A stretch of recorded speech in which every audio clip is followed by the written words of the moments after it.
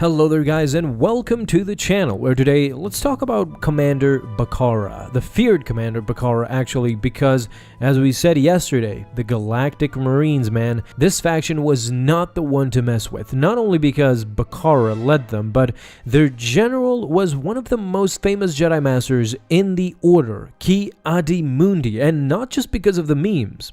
What about the droid attack on the Wookiees? Guys, I gotta thank you for showing up and watching these videos. I hope you enjoy these. If you do, show your support by leaving a like down below. Talk to us down in the comments as well. I'm always glad to see you guys there. Today, it's all about Bacara, but a specific moment in his life. The Battle of Megiddo and what actually happened during that battle. You see, when Bacara and Ki-Adi-Mundi returned to Megiddo nearing the end of the Clone Wars, the fighting for Megiddo's capital city worsened by the minute. In an effort to slow down the Republic advance, the Separatists used their enormous tri-droids to lay waste to the cities. What's worse is that the Republic used their artillery pieces to hammer the enemy down. This only managed to destroy the landscape into absolute rubble. As you can see, both sides just aided to the problem. As a result of this bombardment, the skies of Megiddo were constantly filled with dark gray ash, which was carried by the icy winds across the planet. If you have played the old Battlefront games, you may be more familiar with Megiddo. It is absolutely horrible to see this happen to the planet.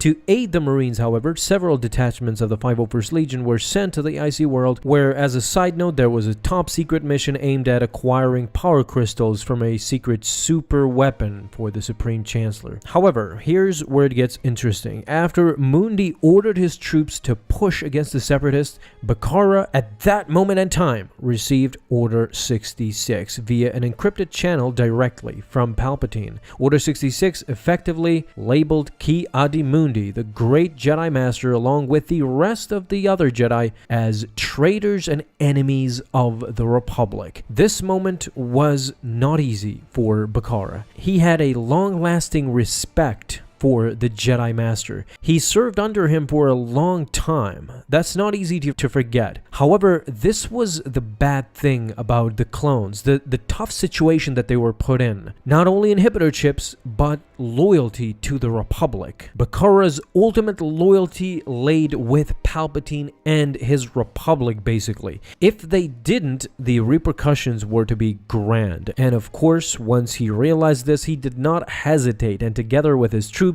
he executed the order. As Ki-Adi-Mundi led the Marines in a charge against the Separatists, Bacara and the surrounding troopers stopped, raised their rifles, and gunned down a baffled Jedi in a storm of blaster fire. By the way, guys, this was all told through the novel Order 66 that came out after Revenge of the Sith, and it shows how troopers felt about the Order. In this case, as you can see, Bacara was still tentative at first, but as many clones, he had no choice, or else he too would have been probably branded a traitor. Such was the case with the Ion team, for example.